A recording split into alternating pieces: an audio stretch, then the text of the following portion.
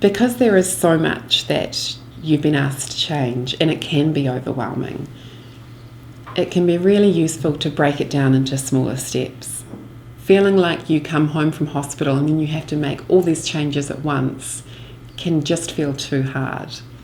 And I sometimes see people and they feel that they could never have a piece of chocolate cake ever again. And I think it's recognising that there's really good reasons to make these changes, but you don't have to make such drastic changes that your life becomes miserable.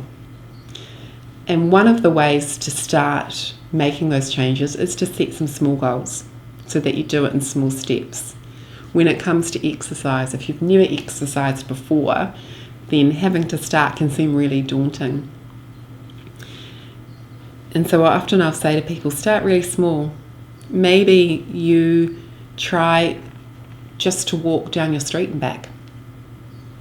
And, if you've been doing that for 3 or 4 days or a week and that's not difficult anymore, then maybe try around your block if it's a small block.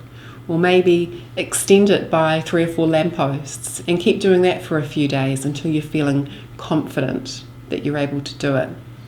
Rather than going out and going, right, the doctor said at least 30 minutes of moderate intensity exercise, so I'm going to go out and do it.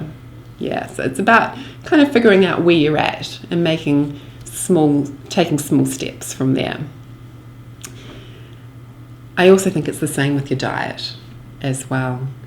Completely overhauling your diet can seem like a huge task. So, start with what are the key changes you think you need to make and see if you can get the family on board. Have almost like a family meeting, if you like, to discuss what those changes are going to be and maybe where you want those changes to get to.